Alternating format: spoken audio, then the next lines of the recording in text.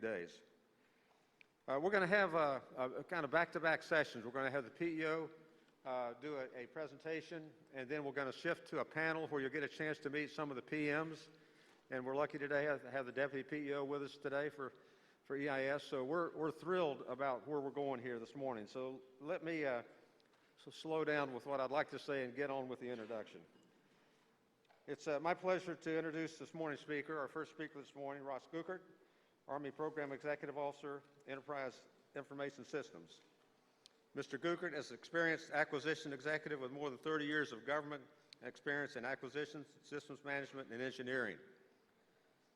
He was assigned May 21st, 2020, and I had just a brief moment to speak with him.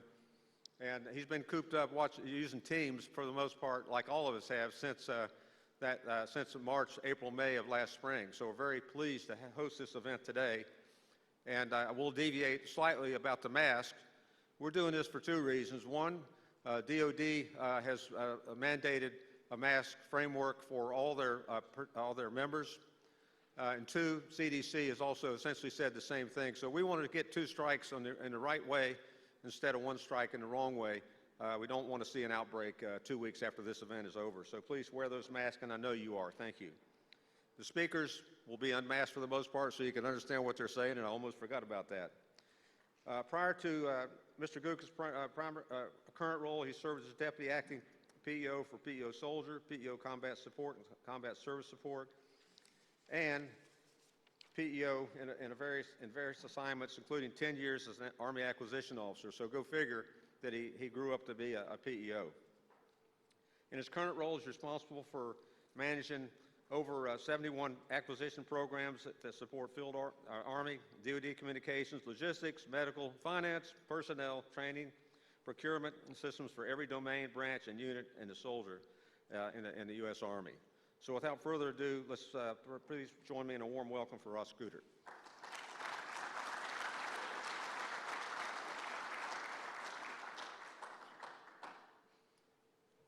Hey, thanks, Mike.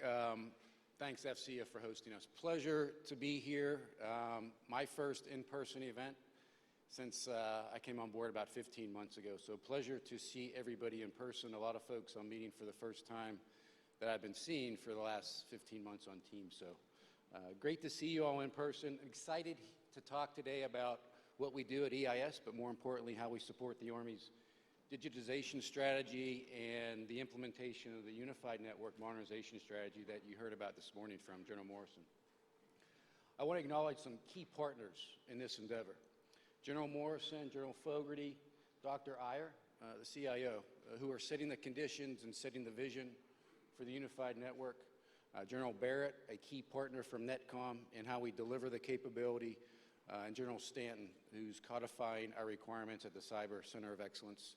And of course, you, industry, probably the most critical partner. Norman Vincent Peale said, "Change your thoughts and you change the world." This collective team is here to change the world and how we fight and win in an MDO environment. We must change our thoughts if we're going to achieve that vision. I challenge us all to dare to think differently. If you look at the mission and vision statement, some key words I want to highlight. Integrated. Integrated from a network perspective means end-to-end, from the tactical to the enterprise. One network. Innovative. Leveraging industry, their services, their infrastructure, their approaches, and balance that with what the Army has to offer organically. Cost-effective. How do we make it affordable? What trades and risks are we willing to accept? We are arguably the largest and most complex portfolio in the Army. You might get an argument out of General Collins or General Rash or some other PEOs, but the statistics speak for themselves. 71 programs, over $4 billion annually, from ERPs to business systems to defensive cyber to enterprise services, and of course, the enterprise network. I believe we're the only portfolio that supports just about every soldier and civilian in the Army. Huge mission set supported by a workforce in excess of 3,000 individuals. We deliver capability that runs the Army's day-to-day business operations, and we deliver the enterprise capability of the network to the nearly 300 Army's camps, posts, and stations.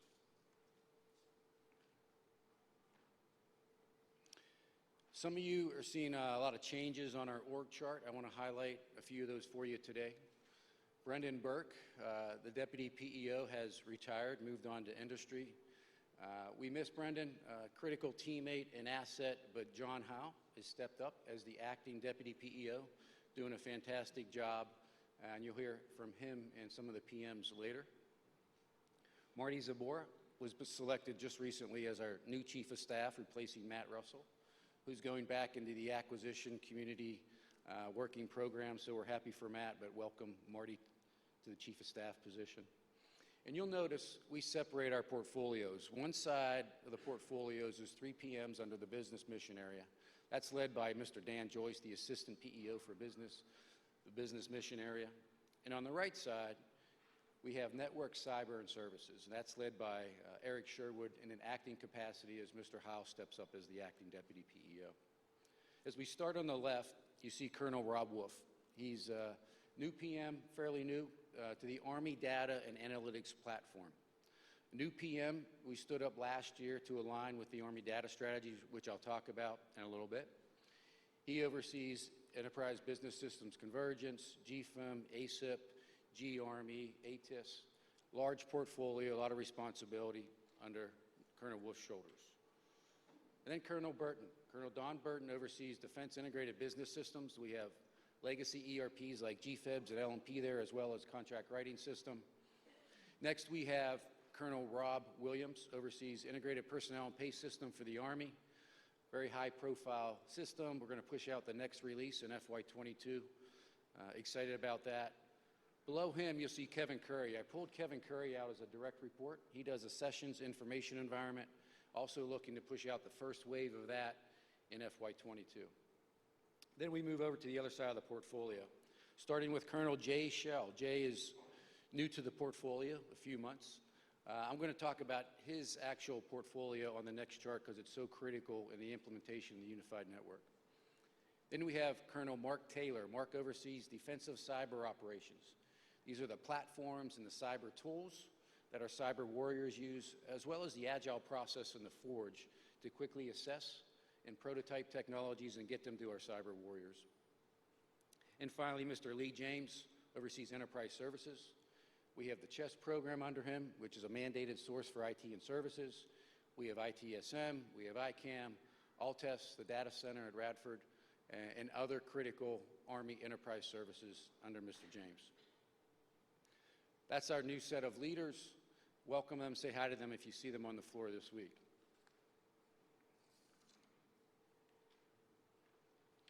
So as we talk about delivering the unified network, the integrated enterprise network element is critical. Delivering the IEN infrastructure is primarily the mission of PM DCATs. I wanted to call them out based on their criticality of implementing the unified network strategy. Let me talk about how they're organized briefly, starting on the left. For CONUS installations, I3MP, or Installation Information Infrastructure Modernization Program. For OCONUS installations, we have Power Projection Enablers. Both these activities deliver the data, voice, and the infrastructure it rides on, as well as command centers.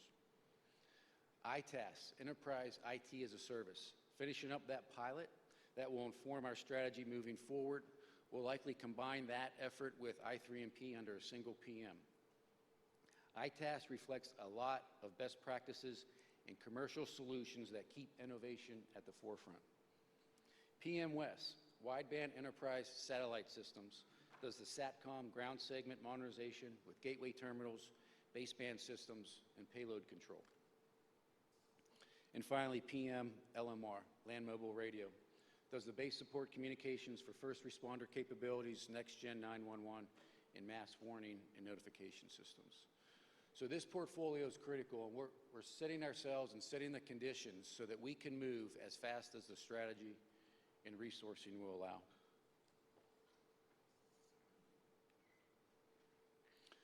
So when I got on board 15 months ago, I established these priorities, and they're still the same and still critical. Ensuring discipline. This is in everything we do in the Big A acquisition process, from the requirements generation, decomposition of those requirements, capturing those requirements, in contract packages, influencing the behavior of industry in those contracting, and incentivizing industry in those contracting packages, getting the right deliverables, and then seeing ourselves against the baseline, measuring ourselves. How are we looking at the leading indicators and having those discussions with industry? What tools are they using? Are we using the same tools? Should we use the same tools?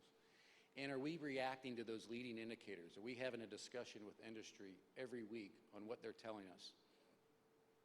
And OCM, Organizational Change Management.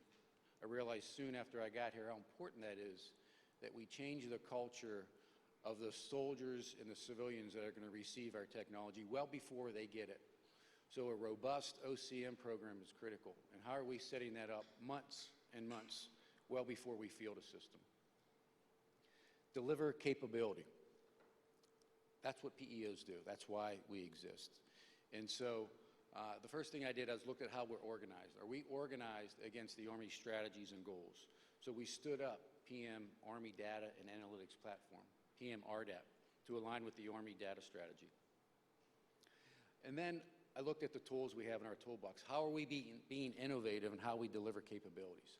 Are we leveraging OTAs, the agile process, incremental delivery, minimum viable products? Is the Army community leveraging the IT box construct that General Morrison talked about earlier? It's critical that we put contracts in place that are flexible and adaptable and reflect the unified network strategy. And finally, we have to keep communications with industry. I think that's critical. You're going to see later how often we engage with industry, but it's not just those engagements. It's RFIs, it's market research, it's industry days, knowing that you're going to inform our acquisition strategies, our contracting packages, and our requirements documents. Command climate. We must make EIS a workplace of choice. So I always have my finger on the command of the climate, whether it's sensing sessions across the portfolio, whether it's climate surveys. We must make sure we understand the climate and give the workforce a voice and leverage diversity as a strength. And finally, talent management. How are we grooming? How are we mentoring our next leaders? How are we building that bench? Certain skill sets that are critical as we look to the future. Cyber and cloud designers and engineers, data architects and scientists, software developers. Critical to attract and retain those organically. And we're working with Dr. Markowitz on the Army data strategy as a level of a line of effort there, which I'll talk about in a little bit.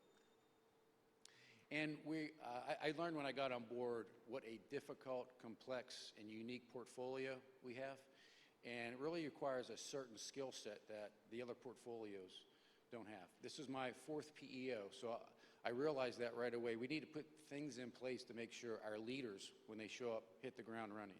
We worked with ASALT, my higher headquarters, and established an enhanced leadership program, which is being piloted now. So as our leaders, our PMs are selected 1 and 2 years out, we send them through a program that consists of senior service college, course offerings, developmental assignments, and tailor it for the portfolio they're going to inherit. So when they hit the ground running. For those we don't have an opportunity to go through that, we have boot camps, which we just kicked off this week, an immersive training opportunity to focus on their portfolio, whether it's the software side or whether it's the network side. And then finally, I put out a new tool last year called Compass, which assesses our leaders and assesses their skill sets, but more importantly, their gaps, and tailors a program to fill those gaps, close those gaps quickly, a lot quicker than they would through on-the-job training, through that large learning curve that we see our leaders go through a lot.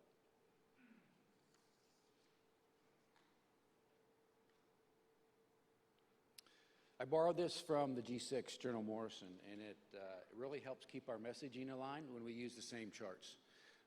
Great message delivered by him today, but this shows the before and after constructs, with the 2B portraying the integrated end-to-end network to support decision dominance in an MDO environment. It integrates mission command across the enterprise. It's the same network, whether you're CONUS or OCONUS. It aligns multiple complex network modernization efforts into a single coherent approach to enable MDO. It's really important for EIS as it sets the conditions for how we implement this at the camps, posts, and stations. It addresses key initiatives like integrated global environment, modernized NIPR, overlaid with a security architecture with Icam, Zero Trust, and defensive cyber, disciplined acquisition process with formalized requirements, a balance of commercial off-the-shelf capabilities and organic capabilities, and it will consider initiatives like 5G, Wi-Fi, software-defined networks, commercial solutions for classified, voice modernization solutions, and satellite architectures. The strategy is in process. We're looking at a capability set construct similar to the tactical side of the enterprise, but as General Morrison indicated, more to follow on that strategy in the detailed implementation plan. And it's not a start-from-scratch approach.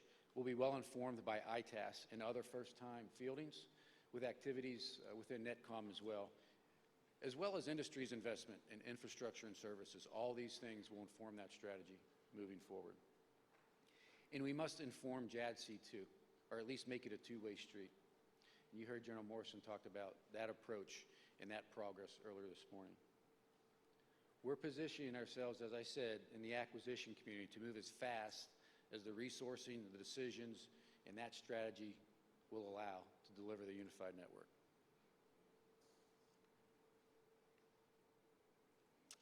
This chart gets at applying that acquisition discipline and rigor to the process with formal requirements.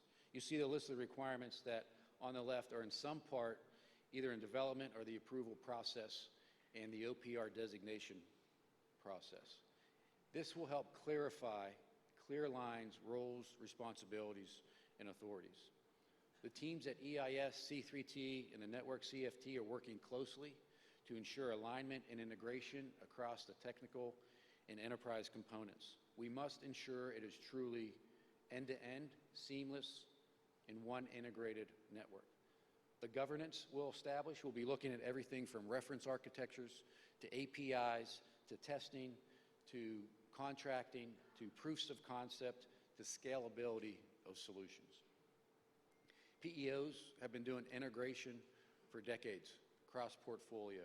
So I have no doubt, not worried, that working closely with our partners at C3T and the network CFT, that we'll continue to make that happen, continue those relationships, and continue to be successful.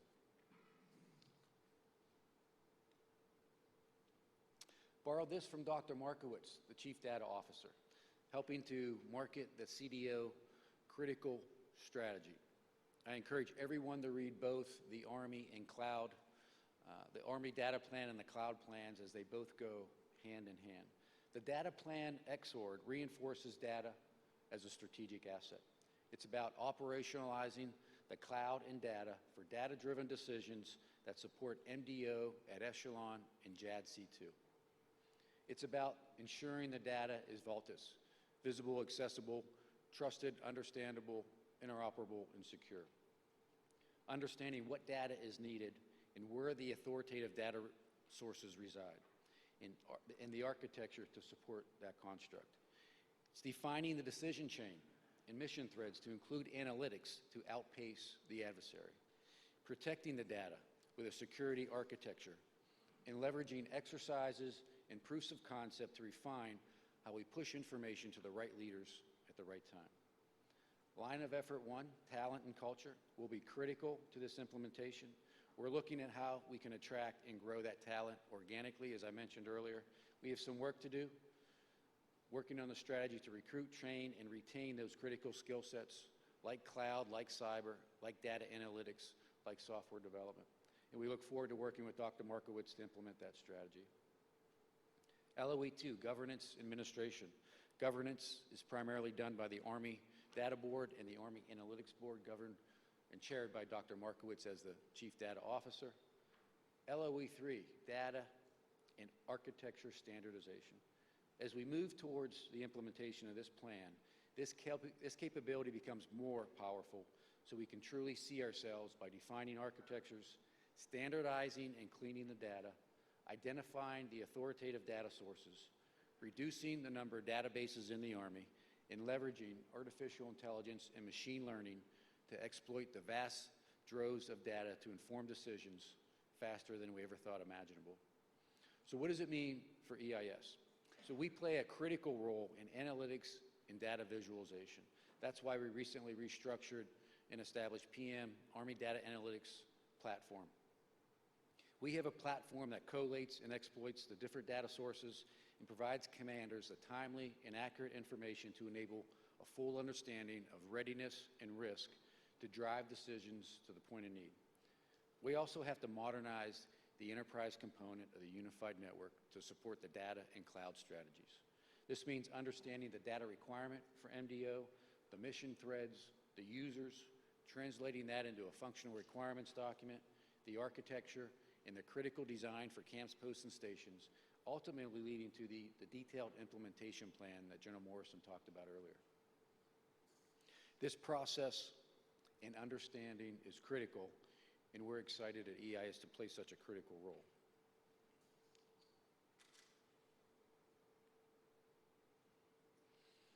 So if you do the math here, you can see we meet with industry just about every workday. If it's not me, it's other leaders in my portfolio. And the engagements are ultimately about understanding what you can do for our Army. Having our finger on the pulse helps us understand the right and left limits and drives us towards the right strategies and outcomes. Helps us understand what's important to industry, what motivates you, and where the risk lies. It helps inform acquisition strategies and write better contracting packages and requirement documents. And it maintains competition, because at the end of the day, we're all taxpayers and we want a fair deal for both parties. So we always encourage folks to go to our website there, eis.army.mil, to schedule a session. A lot of folks hit me up on LinkedIn and ask if they can get 30 minutes on my calendar. As much as I'd like to manage my calendar, since I don't have a lot to do, I actually have a staff that does that. So please go to the website, register, and we look forward to meeting with you.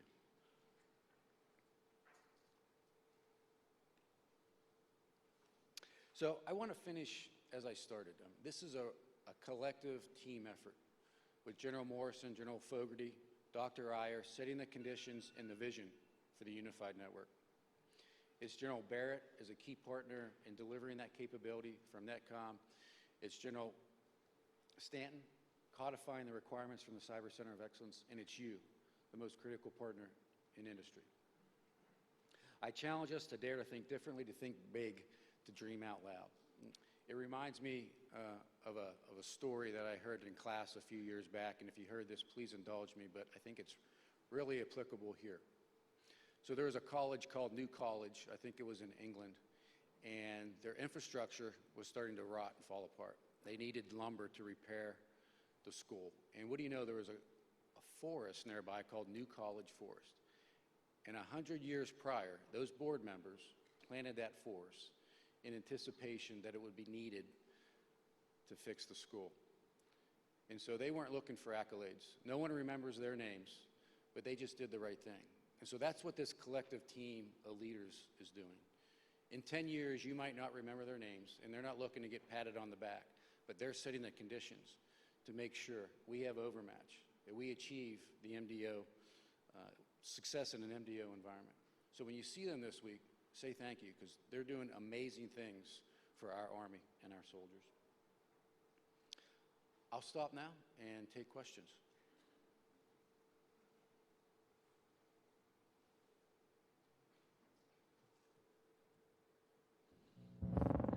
The mics are working, I think. Okay, this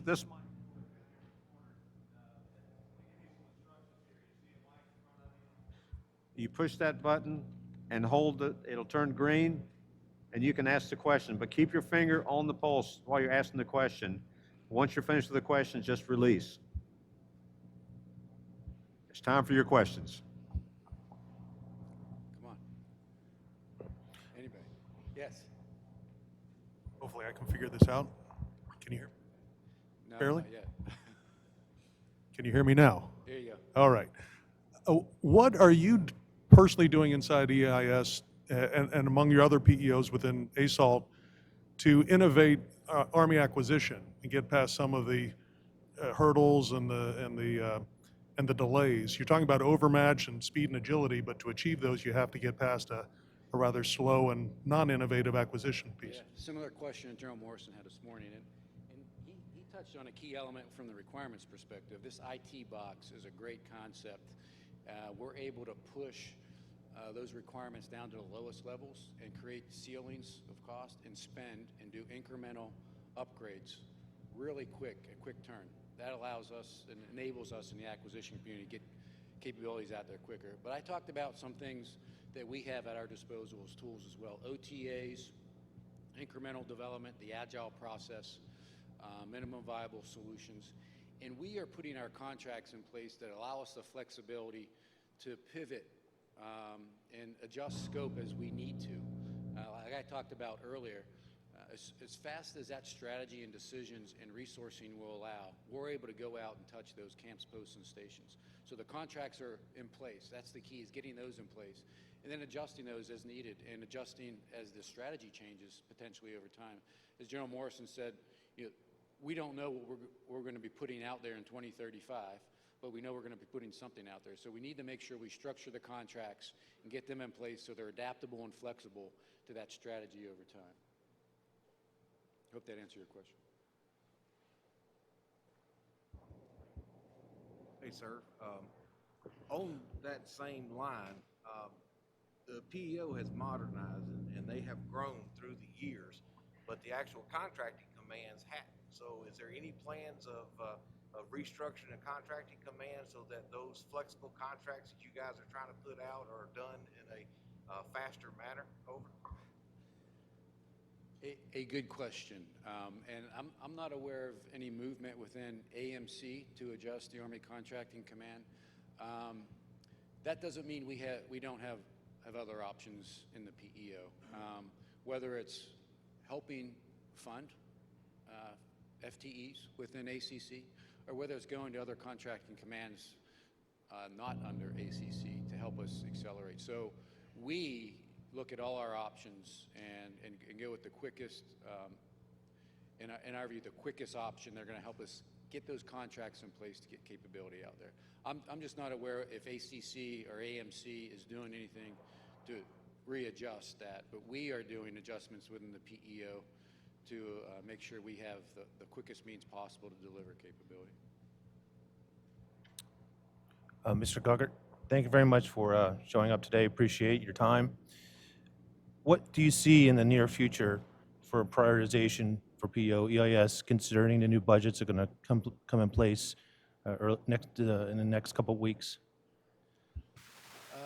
So with us, it's letting the Army leaders set the conditions, set the strategy, and get the resourcing. And so we, Big A acquisition, we get the resourcing and the requirements and the vision. We're ready to execute. So that's what I talked about earlier, is putting us in a position, once those things come down, to execute.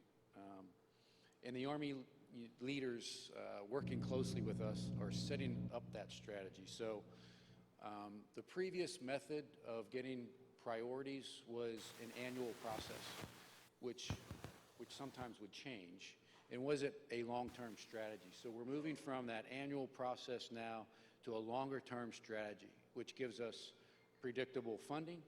It helps us understand way in advance of what camps, posts, and stations we're going to touch and how we're going to modernize those over time, instead of reacting and trying to pivot every year when those priorities change.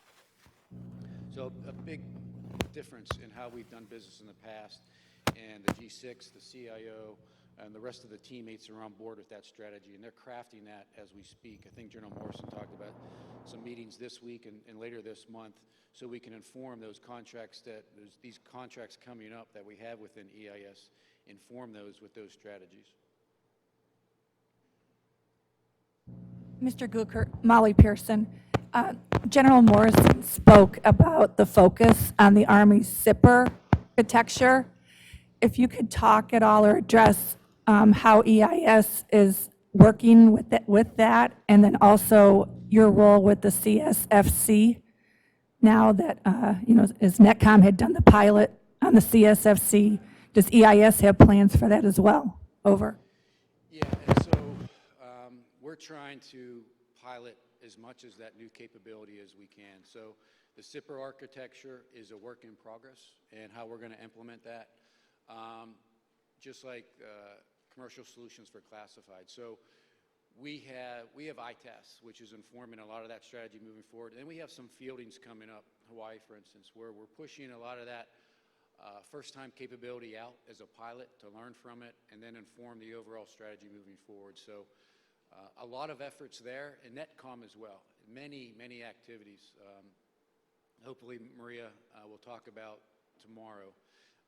That's going to inform the strategy. So collectively, we're trying to understand the trajectory that industry is on, how we can leverage state-of-the-art, and what does that look like over time to implementing that across our camps, posts, and stations. So more to follow there, but absolutely a work in progress.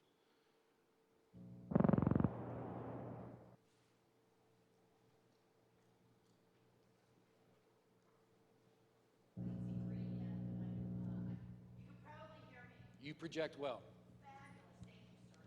And thank you to the familiar folks in the room and the team that I know. We all know what happens when we assume. And there are lots of folks in the room and at PEO EIS who are very familiar with my technology and what it has been known to do. But versus assuming, I'm wondering for folks like me that have a emerging leading edge technology and don't necessarily know all of the right people who are newer in your command, how can we appropriately engage? So the website is the first opportunity that I encourage you to go there, schedule a session. And what the team does is try to understand what technology you're bringing, what portfolio needs to be sitting at the table with you when they do those engagements. And so the staff will bring those elements together. And myself, I meet with industry all the time, and I'd love to hear from you as well. So I get brought into those as much as my schedule will allow. But that's the first wave to engage with our partners and leaders within the portfolio. I hope that helps. One more question. I think we're going to get to the panel shortly. Yes. Mr. Guckert. I guess you have to push down pretty hard, huh? General Morrison had mentioned that it's in the works. There's no real clear path yet, but to really deliver unified network capabilities, that there's got to be some integration, whether it's organizational or process, between the tactical PEOs and the enterprise PEOs. Do you have any more insight on that? What's the discussion with Dr. Jetty and in-house and how that's going forward? Did you say Dr. Jetty? Yeah, so he's... Yeah, so Dr. Jetty has left ASALT. We have Mr. Bush on board, but we work very closely with C3T. General Collins, great friend. We came up together in acquisition together. So we just started discussions about governance, but more importantly about how are we just having the conversations about scaling from the tactical to the enterprise. As we put NetOps out there and other tools, how are we making sure that it's seamless? So I talked about the things that are kind of on the table to talk about. Everything from reference architectures that defines the tactical from the edge to the enterprise. APIs, how do we potentially leverage testing together, contracting, scalability of solutions, all those things are on the table for discussion. And we just started those discussions this summer, and we continue those. And so, you know, if you look at all the weapon systems in the Army, they weren't developed in a vacuum in a single PEO. There's enablers that go on main battle tanks, that go on Apaches, and those PEOs always have to be talking and do that integration. This is no different. And so we have great relationships established, and I have no doubt that that will continue, and we'll make sure we get that seamless end-to-end piece of the network through that process as well. Thank you, everybody. Have a great week. Stop by and say hi. I'm going to stop by and see a few of you as I make my rounds this week. But thank you for coming. And Mike, thanks, FCA, for hosting us. Thank you.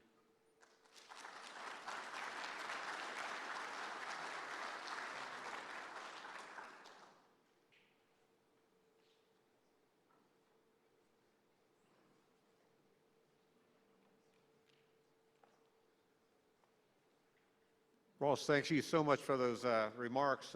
Your slide deck, if you make that available, we'll put that on our website, and the attendees can see those. Great, we'll put those out there. Boy, I tell you what a great overview that you provided, and thank you for your questions in the audience. As a reminder, we want you to ask questions, and this next session you may have a chance to ask more. But you've got that mic in front of you. There's a little button there. When you ask the question, when you push the button down, it turns green. You got to hold it down and then lean towards the mask, towards the mic. This is being piped out to the convention hall, to the PEO pavilion, so people can't hear your questions unless you use the mic. Okay? Thank you for that. Now, how could we be more lucky to have follow John is Mr. John, let me just start that over here. I'm having a rough morning. So John Howell's going to follow our keynote speaker this morning as the deputy. Many of you know him. He's also responsible for delivering 71 acquisition programs in close coordination with his boss. Prior to his current job, he was the PEO soldier lead for adaptive squad architecture, among other things. He was also the product director for enterprise email. You remember that? Remember when you were going through that? I remember it very clearly, and they did one heck of a job, as I recall. To get him ready for all these efforts that you just heard about, he served 23 years in the Army, and guess what? He was an acquisition officer. Please join me in welcoming John Howell to the panel session, and I'll go ahead and put the panel members' highlights up here, and you can come grab your seats, and we'll let him get started.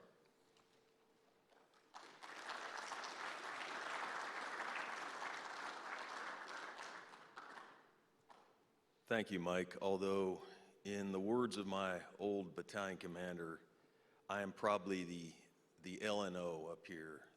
That doesn't stand for liaison officer. It stands for the least needed officer. The ones to my right, your left, are the ones you're going to want to hear from, I'm sure. So, again, thank you, Mike, and thank you, everybody, for allowing us to have this panel today. Again, I'm John Howell. I'm the acting deputy PEO for EIS. Mr. Gookert took a chance on me, and I really appreciate the trust that he's put in me, but more than anything, I rely on these gentlemen here, as well as our other PMs throughout the PEO and the staff. Before I begin, I'd also like to introduce Ms. Tara Clements, our strategic communications director. She's right here down in the corner. She is really responsible for getting us up here and getting us all together. So really appreciate her efforts as well. I don't know where he is, but our chief technical advisor, CW4 Tim Reyna, he's hiding behind his mask up here in the front. So with those introductions out of the way, I want to take a few minutes to introduce our PMs here in just a minute. But before I do, I was kind of thinking this morning, before everything started, God, what a horrible trip so far. The trip down here was just awful. The weather down here, just horrible. Haven't slept at all. But the opportunity to get to listen and hear from the senior leadership of the Army, General Morrison, General Martin, General Stanton, and of course the boss just now. God, you can't ask for anything better than that, right? I mean, that makes this all worthwhile, and it makes it all the more prescient and poignant for why we're here. It's not. It is all about these guys right here in the green suits and what they do for us and what we need to do for them as far as network, cyber services, as well as all the other things that we PEO EIS provide, as well as our other counterparts throughout the acquisition corps and ASALT. So without further ado, let me introduce our esteemed panel. They're in the wrong order here for my notes, but that's okay. First of all, to my right, immediate right, is the old timer of the group, Mr. Lee James. the project director for enterprise services. Lee came on board just about when I did, actually a little bit before, back in 2019, when I came on as the APEO.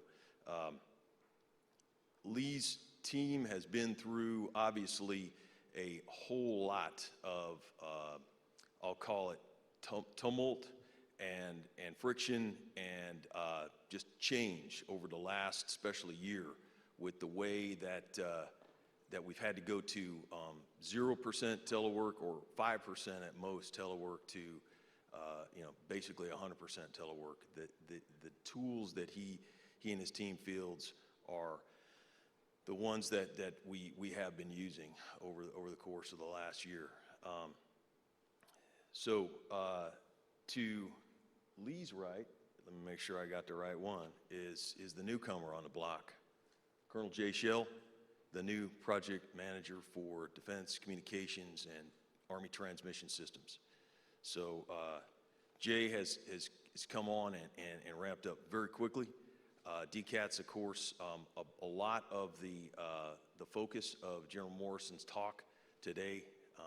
So very active PM mission right now, and Jay's going to have a lot of good information for us here shortly as we get into the presentation. And then certainly, last but definitely not least, Colonel Mark Taylor, the project manager for Defense Cyber Operations. Mark has been in the job a little over a year. Yeah. I will tell you, I've known a lot about cyber, especially defensive cyber capabilities here in the Army, but watching that team and what they do, both on the unclassified and classified side, is truly amazing. So very lucky to be able to hear from him as well.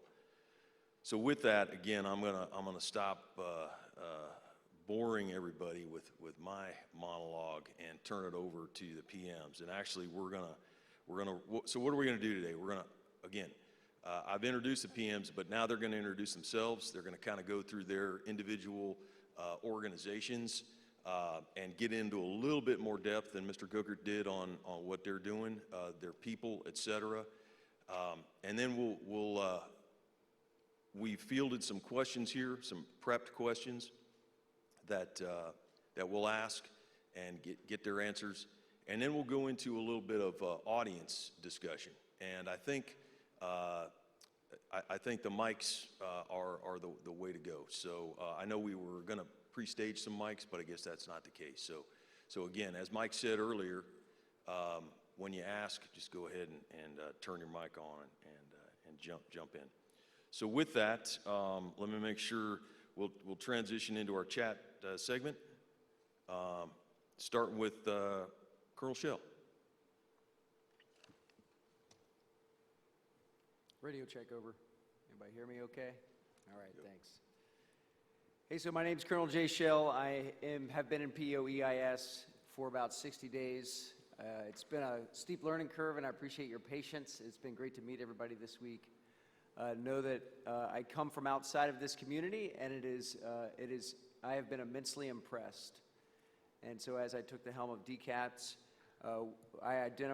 we collectively identified what a critical role it had in that it is the Enterprise Network's life cycle management office and an arm for Army modernization, which of course, through General Morrison, you heard that as a main topic of the discussion today, especially as we look towards the future of near-peer competition and a unified multi-domain network that can compete with near peers by fiscal year 28. That's the mark on the wall, and that's what the PM shop is marching to over the next couple of 5 years.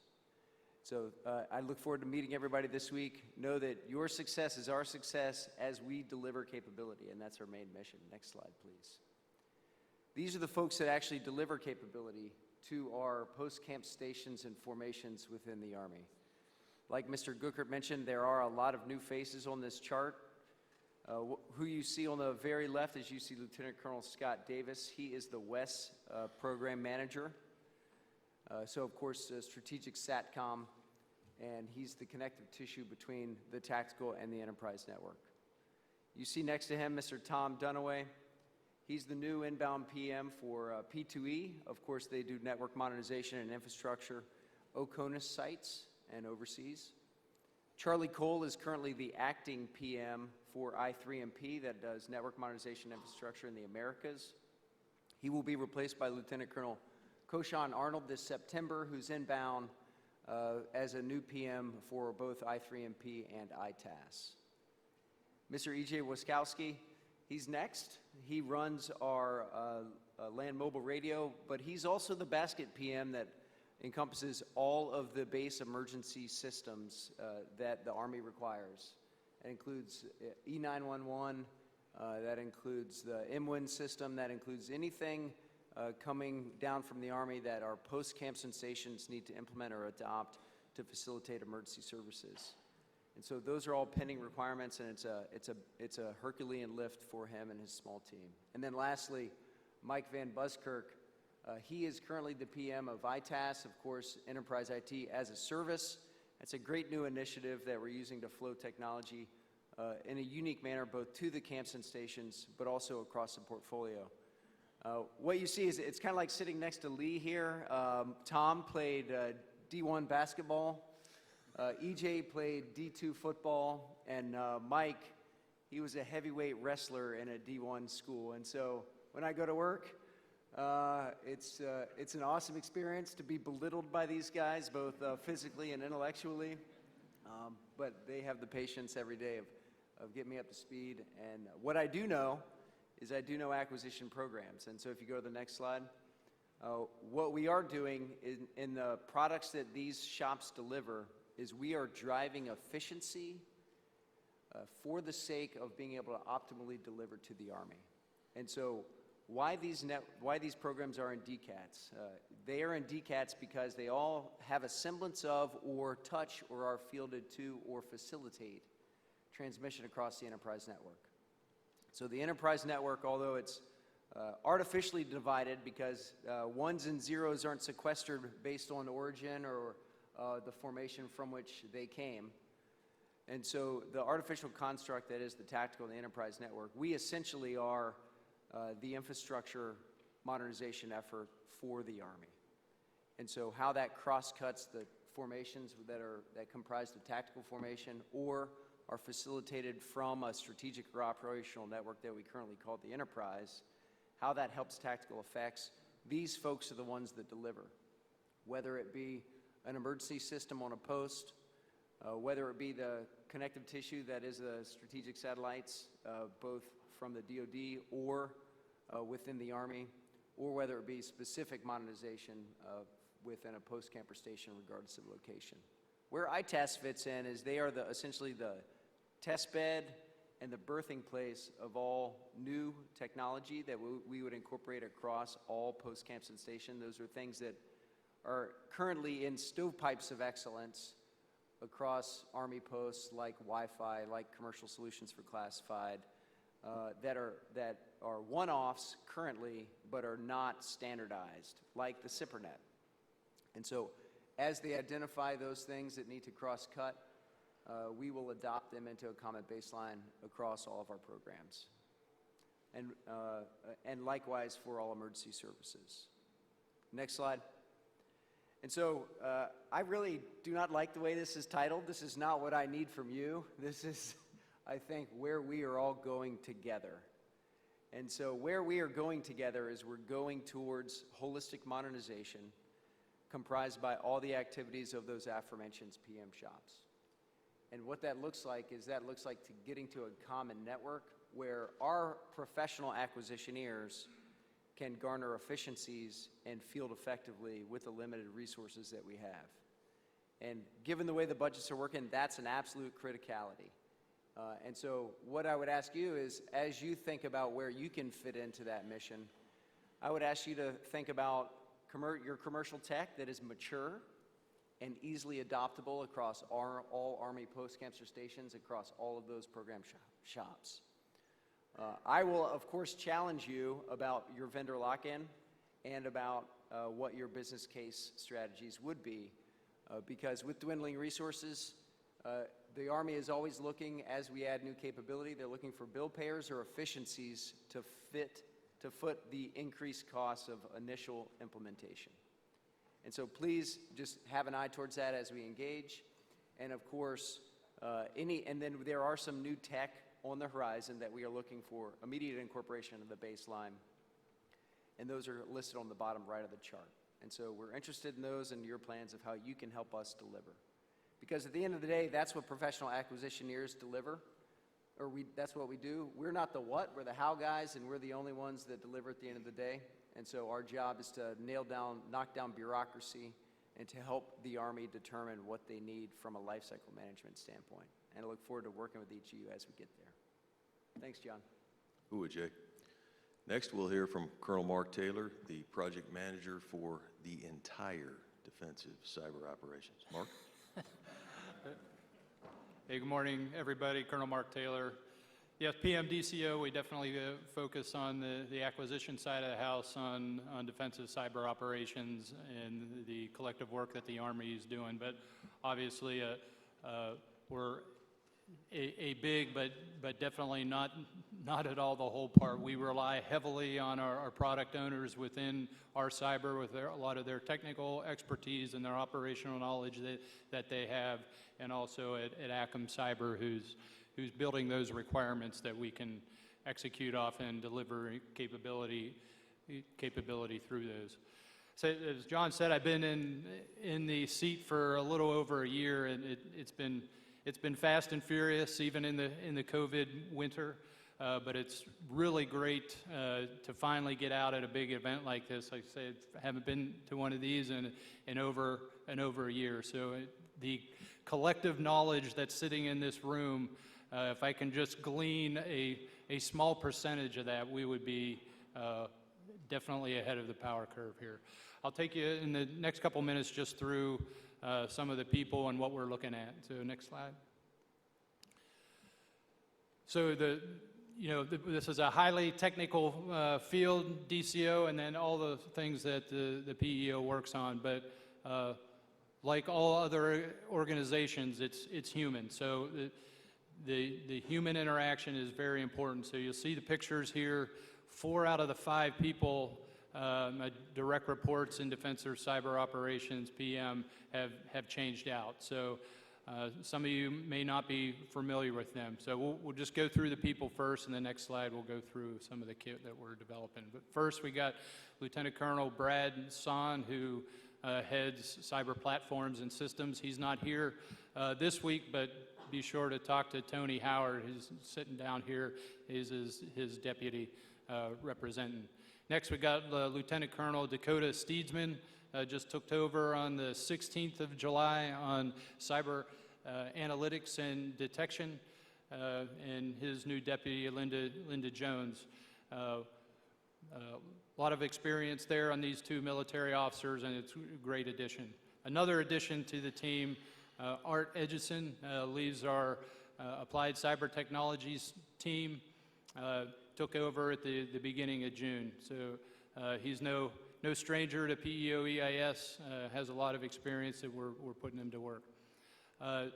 Those are the 3 DCO focused organizations. And we got Brian Bricker also under my portfolio, and he was working applied or allied information technologies.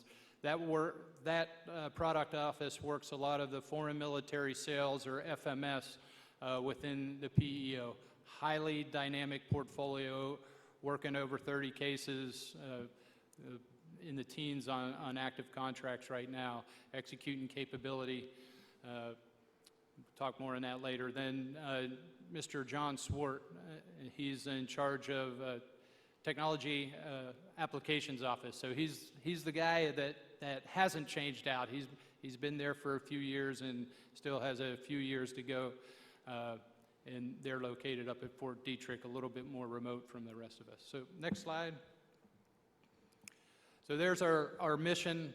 A lot of words on the slide, but for those who can't see it, we're rapidly delivering innovative and dominant cyberspace capability and tailored information technology solutions to national, joint, and allied partners to provide a decisive warfighting information advantage. So over on the On the right side, again, allied information technology, critical, building and delivering technology to our Army, very important for the warfight and those levels of conflict below. But allied information technologies, building that partner capacity, making those stronger tigers in other countries against, makes our near-peer competitors think again. And we will need those folks with higher capacity on those future fights on future battlefields. Technology Applications Office. So a lot of people probably haven't heard of them. They're a classified contracting activity. And then General Morrison mentioned some of our higher level classified networks are going to become more important with the fights of today and tomorrow. So, and TAO is the manager of ASEP, the Army Special Access Program Enterprise Portal. So most of the Army's SAP capabilities run across networks that TAO manages and continues to modernize. Pretty important capability there. So moving back over to the left part of the slide, you got cyber platforms and systems under Brad Sohn. They're acquiring the hardware and software capability primarily to our cyber protection teams in the Cyber Protection Brigade. They also work forensics and malware capability that will be deployed enterprise-wide, not just in the Cyber Protection Brigade. So CPS, what I say, they kind of focus on the tactical side of the enterprise network. But cyber analytics and detection, I see that more as the strategic capabilities within the DCO portfolio. First there we got cyber analytics. Most of you have probably heard of Gabriel Nimbus, the Army's big data platform. So Dakota and his teams manage that and continue to modernize that capability. Also, he does user activity monitoring. That capability or material solution is a big part of the Army's insider threat program. One of those things we always have to worry about, and that's continuing to develop. We also do Dco Mission Planning, which is pretty much what it says, helps our cyber defenders plan the mission and execute. And lastly, threat emulation. So go ahead to the next slide. Same with what Jay says, it's a collective effort, not just a need for you, but we definitely need the back and forth and look forward to doing that. Some of the things we're looking to do over the next year and in the coming years, cloud-based garrison defense, the garrison defense platform, looking to move that. This program's highly dynamic, looking to move, getting a cloud capability of that over the next year and the following years throughout the FIDEP. Next, we have the deployable DCO systems modular out there operating now, having 106 kits with the cyber protection brigades across all three compos, looking at the next generation kit and keep on moving with that continuous modernization. User activity monitoring, we got on-prem capabilities on the classified nets and looking to move those into a cloud type architecture, and also expand that to the special access program networks. DCO mission planning, looking to combine that with JCC2 at the cybercom level. There will probably still be some development we do for Army-specific capabilities, but we'll continue to work that out this year.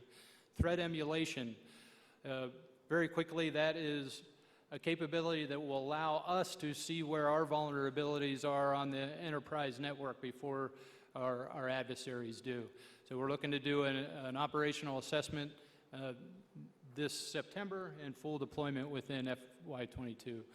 Our last effort there, counter infiltration, not an official program or record yet, but we just completed a successful pilot, and that's looking at obscuring our network, a layered defense capability on keeping our adversaries guessing on what truly our network looks like.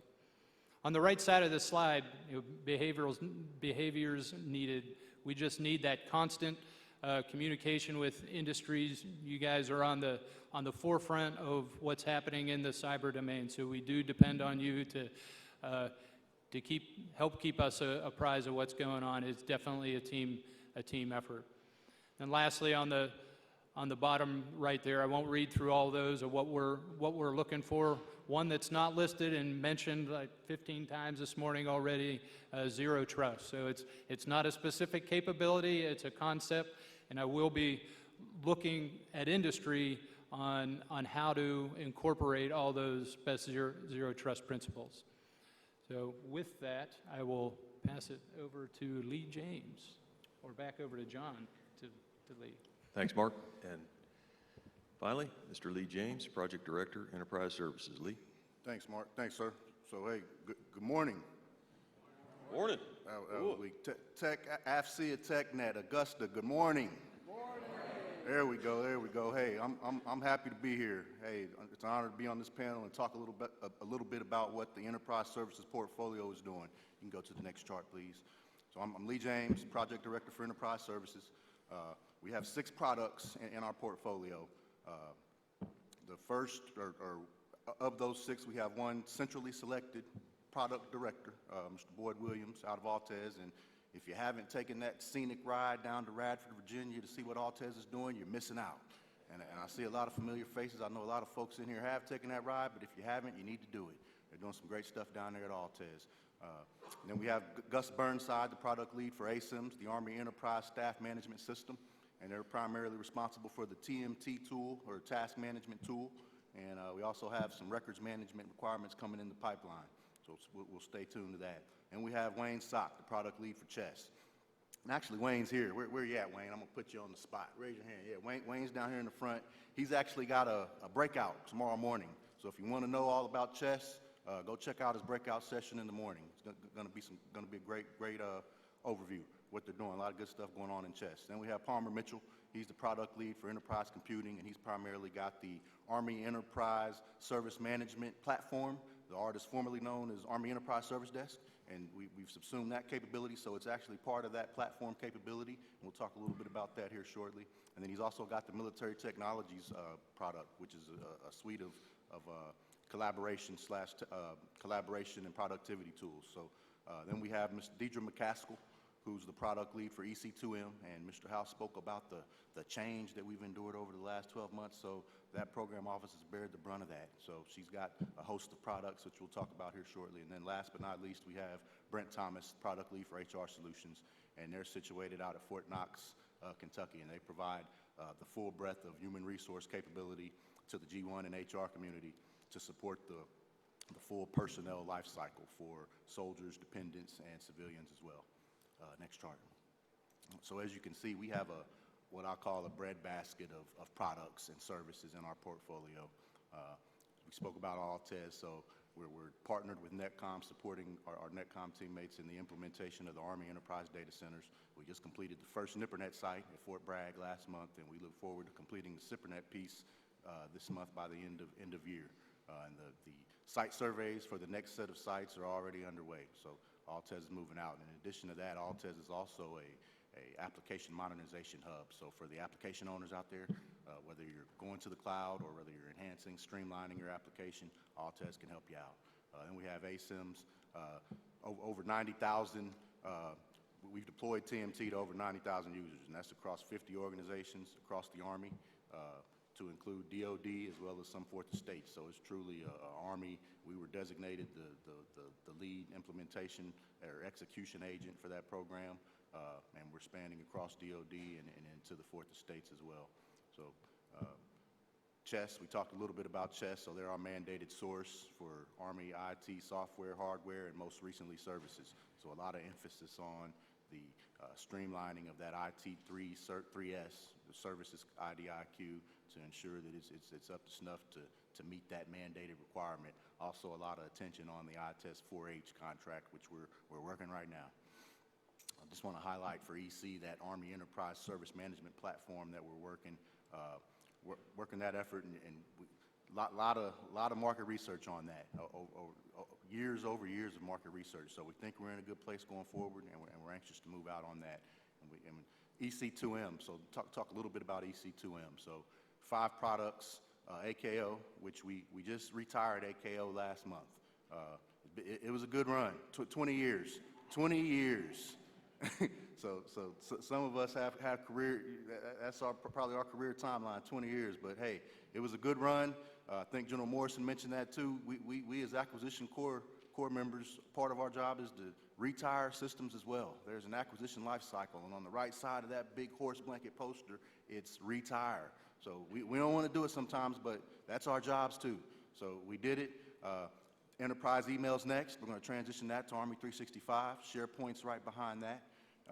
And then that leaves the Army Icam capability, and that's where a lot of our attention is shifting. So when we talk about change, that's the pivot we've kind of taken here over the past 12 months, and we're working hard at that, pending these enterprise Icam requirements that are nested within that UNO piece. We can go to the next chart.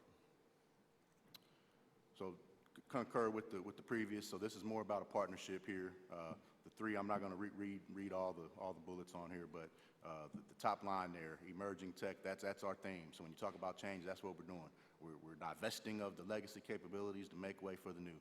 So when we talk about emerging technology, we're talking about, for us, UNO, the Unified Network Operations piece, as well as the Enterprise ICAM, which is nested within that UNO requirement. So we'll see how ASALT and the G6, how they shape that and how they task organize us, but nevertheless, EC2M will be a part of that equation. We talked about the Unified Network Operations, Enterprise Identity Management. So if I could prioritize what we're doing, those are in the top 3. Behaviors that we need and actions, I concur with my teammates here. What we're looking for really is 3 things. Candor, your honest professional feedback, right? Strategic partnership. So this is a partnership, and we're not successful without each other. We have a symbiotic relationship here. So let's focus on that. And then the last and probably most important is win-win solutions. So we need to deliver. We need you. We understand you need to turn a profit in order to maintain the market and continue to innovate. So let's work together to figure out how we can deliver capabilities to our great Army. And I think that's all we have for ES. I'm going to pass it back over to you, sir. Great, thanks, Lee. So at this point, we're a little bit behind time schedule, but we're going to launch into some questions. And so if I might, let me run through the first 3. Each one of these questions involves each of the PMs. I'll direct it to a specific one, and then if anyone wants to shout out a question or raise their hand, I'll be watching, but we'll continue to roll and get as far as we can into the questions before we go to a complete open mic scenario. So this first question is for Colonel Shell. Jay, voice modernization. Specifically, we've been kind of put into a halt, pivot, fix strategy with working with our counterparts and our partners, the G6, at NetCom, our cyber, and that strategy, that halt, pivot, fix went into effect earlier this year. What's the current state of voice modernization, and what is the overall Army plan for voice capabilities? Yeah, thanks, John. I know we're running over a little bit, so I'll go very quickly through this question. So we are currently at a halt. About 6 months ago, when the Army decided they would use soft clients for voice in the time of COVID, our current modernization baseline consisted of replacing all desk phones with a voice over IP solution and decommissioning the antiquated phone technology on each post, those that were failing. And so the Army thought that there would be significant cost savings as we migrated to soft clients. Through us conducting mission analysis, we've determined there's a continued need for some hard phones and a continued need for divestiture of the antiquated equipment. So we hope to inform a strategy where we can restart holistic voice modernization at all Army posts, camps, and stations. In the meantime, anticipating that green light, we continue to decommission at 6 sites across the Army as directed by the G6. And so while we're currently on a hold, we anticipate very shortly we're going to restart. Thanks, John. Awesome. Thanks, Jay. Next, Lee, you actually talked about it, Army Enterprise Service Management Platform. It is not your grandmother's AESD, right? AESMP and critical capability for the Army. Can you tell us a little more about it? So I mentioned before the years over years of market research on this. So we put our last industry engagement was back in April. We put our draft package out, got some well received feedback. We've broken this thing up into kind of two parts. So we've got I mentioned the Army Enterprise Service Desk piece, and then we've also separated the software as a service from that. And we did that because so we can have the flexibility. So somebody mentioned vendor lock. So we want the flexibility to control our own destiny. So we want to continue to invest in the capability. We implemented we're implementing a 10-year period of performance there. So we won't have to run the risk of changing capabilities every 5 years like we're used to. So if the Army selects a solution, competitively selects a solution, and wants to stick with it for a certain duration, then we're at liberty to do so, and we don't have to run that risk of changing. On the flip side, if something else emerges in the market and we want to pivot in that direction, then we also have the flexibility to do that as well. So that's the logic there, and we got general agreement from industry on that approach. So RFP release is imminent. Like we said, it is a major milestone for this project. It's been going on at least long before I joined the team a couple years ago. So this is a major milestone in getting this RFP out and getting this ball rolling on this acquisition. So it's a gargantuan effort. Team of teams. I see some of our cyber teammates in here with us. Netcom is engaged as well. So hey, we're moving out. So expect the RFP any day now. Any day.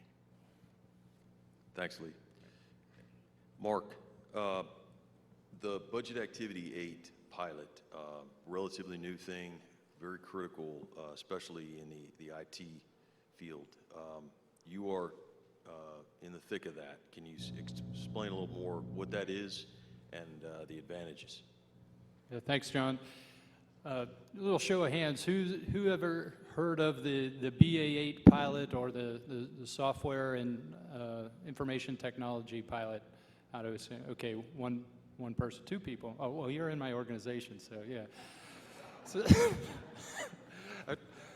So the Budget Activity 8 pilot, first, what's the problem that we're trying to solve, and then I'll describe a little bit what it is. So there's a fair amount of programs in DoD that focus or use agile development methodologies and have rapid prototyping turns that are well inside the 1960, Secretary of Defense McNamara developed the current planning, programming, budget, and execution process. So it's definitely an industrial age. And where we're at in the cyber domain, it doesn't quite fit. So right now, today, or actually last week, I presented how much money and what types I needed or need in FY24. And everybody knows in this room, in the cyber domain, it's very hard to determine exactly how much and what types of money I need in FY24 to do my job. So Congress understands that, OSD and the Army understand that, so they just decided to do the Budget Activity 8 pilot. So under the Research and Development, Test and Evaluation, RDT&E appropriation, they created an additional budget activity. So all the money that we stick in that budget activity in the programming and budgeting cycle, it can not only be used for research and development purposes, we also can use it for procurement and operations, O&M, operations and maintenance. So for those programs that are in constant prototyping, research, production, maintenance, or operations, and then back into the prototyping phase, this is critical capability or a critical advantage that I have right now. PMDCO is the only portfolio in the Army that's executing this, and the pilot goes FY21 and FY22, and it's probably going to go into 23. But somebody asked that question of Mr. Gookert on what are we doing to improve our acquisition processes. This is one of those steps that I think hopefully will continue in the future. Thank you. you, John. Thanks, Mark. So we got about 10 minutes. What I want to do is I want to go through just one more set of questions. Actually, I'm going to go off topic a little bit here, maybe, since we are a little limited on time. Do we have any questions from the audience that maybe we could take right now? Lee, sir, Mr. Harper.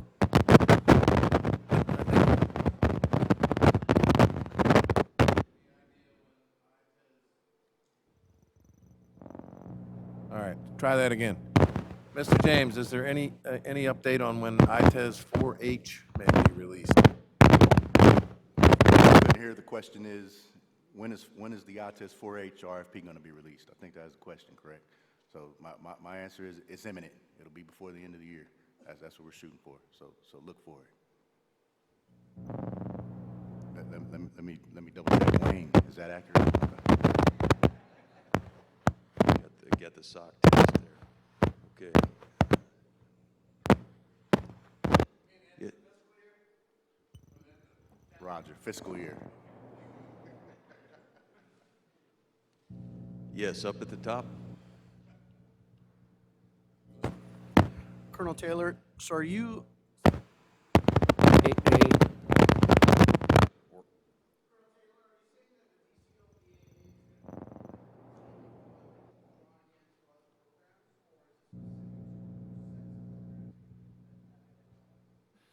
Right now, the BA8, it is a budget activity that in the future can be used for programming, budgeting by other programs. But right now, in the Army, it's limited to my 8 programs of record and the other efforts that are not official programs of record yet.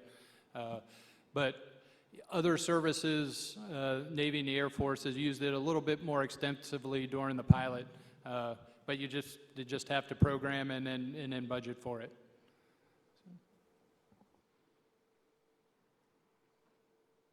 Yes, sir.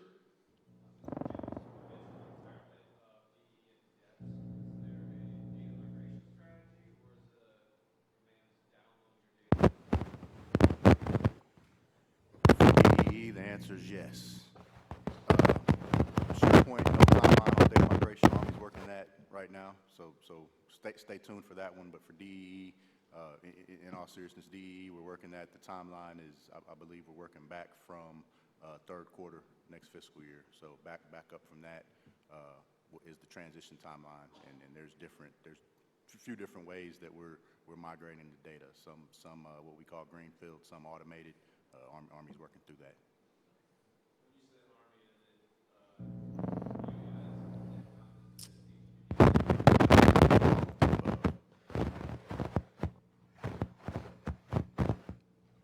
So we're going to go back on script just for a minute here, and I'll go through the next set of 3 questions, and if we have time, we'll take some more from the audience. But I know that there's been a lot of questions, and I've gotten questions myself on the Enterprise IT as a Service project. Is it dead? Is it going away? Is it being cut back? What's the future? And I want to share this question specifically with Colonel Shell, because many of you associated the ITAS program as being an independent program in EIS for several months, and I actually kind of honchoed it for a little while with providing top cover for the 05 PM. Let me say definitively, ITAS now belongs to DCATS and has been incorporated into the DCAT structure, and I want to let the expert, Colonel Shell, talk to the future of that project. Jay? Yeah, thanks, John. Expert, that's, Yep. appreciate that. So as the expert on ITAS, I would like to say that it is part of DCATS.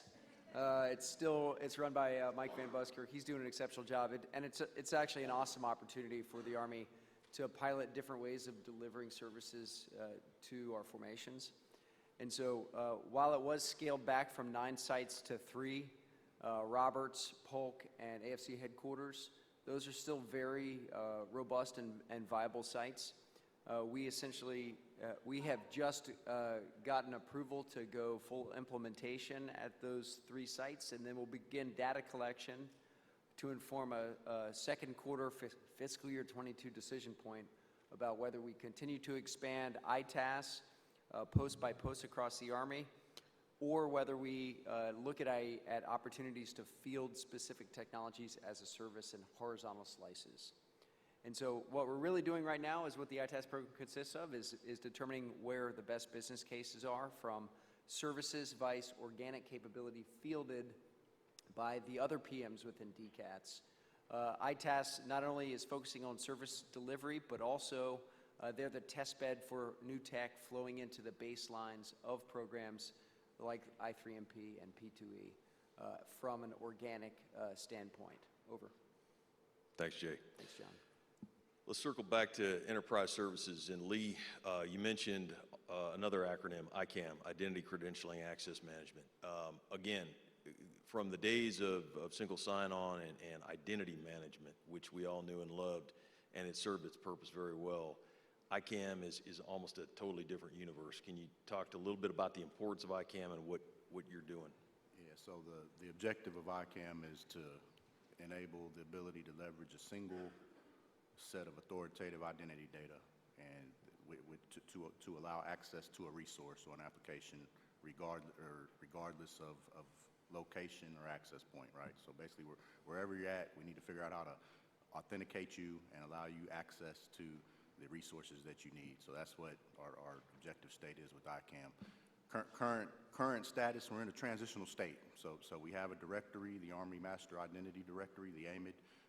We're migrating that from a person-based identity record or structure to a persona-based structure. So that's ongoing. We also have the EIMS-A authentication service that's in production now. Over 1,000 systems and applications that leverage EIMS-A across the Army. So those are in place. We also just deployed a multi-factor authentication capability with both hard and soft tokens. So we have the YubiKey for the hard piece. If you want a YubiKey, you can carry that with you and authenticate that way, or you can load a app on your mobile device and authenticate that way. So that's sort of foundational for where we're going forward. So when I say transitional state, we're aware of the Unified Network Operations ICAM requirement that's in the pipeline. So what we're doing now is sort of a bridge, if you will, or I think of it as we're building the pillars to that bridge to get us to that state. So we're posturing for that requirement that's in the pipeline. And like we said, we'll see how ASALT and the PEO's task organizes. Colonel Shell's team is going to be intimately involved in that as well.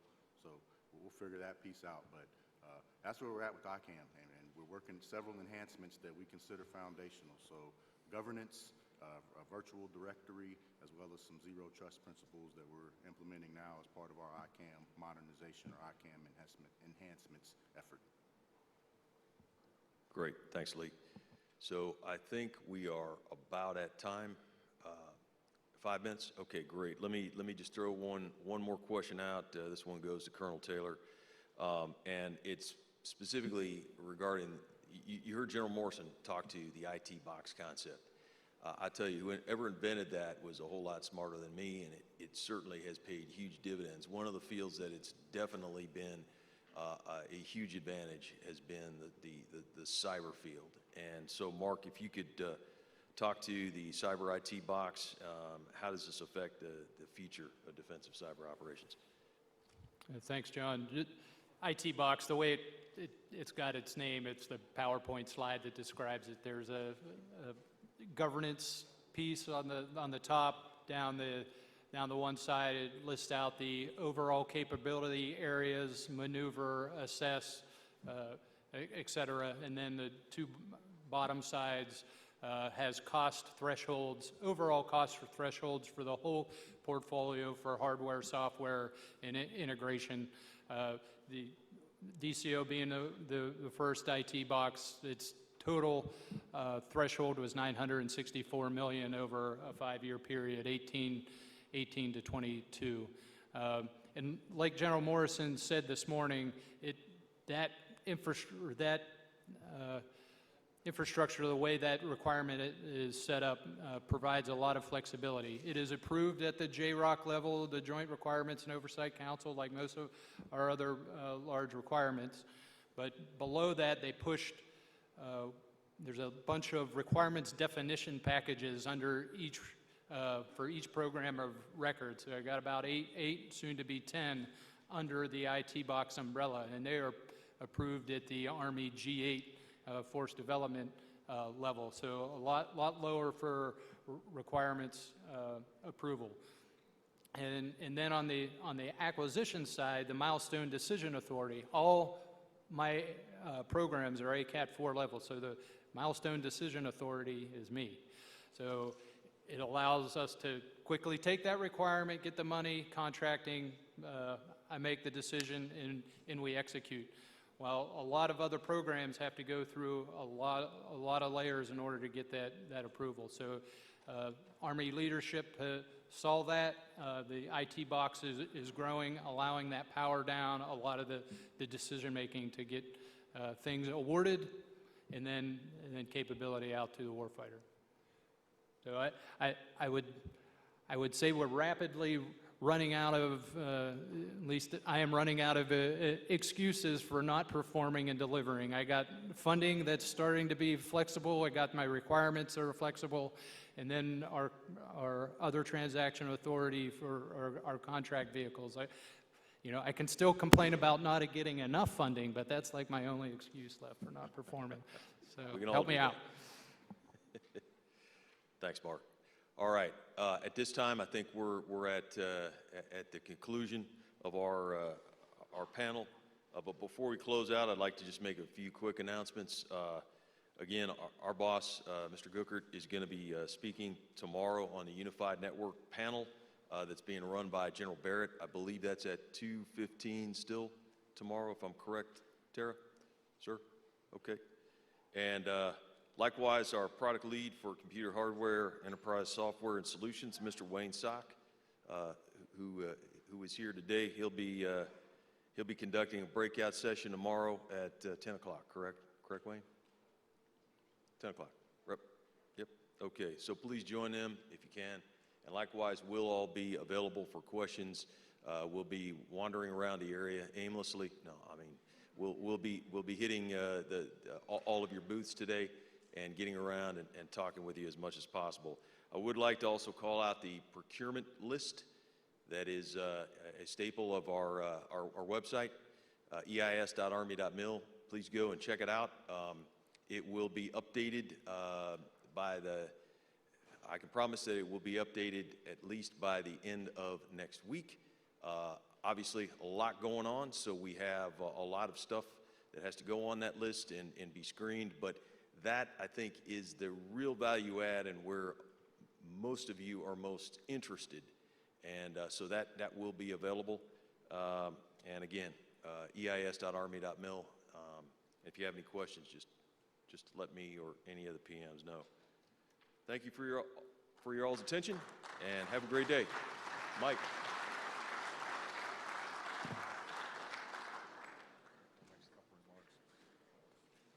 Thank you very much, John and Ross, for bringing your team out here today. For Mark over here, I think a behavior you need to add is be patient. We'll get the job done. If you like this format, please give us feedback. I can tell you, we tried to bring the PEOs to you, and then you can set up appointments and see them directly, possibly down at their booth on the exhibit floor over the next couple of days, including the 3 days, counting the rest of this day. So take advantage of that.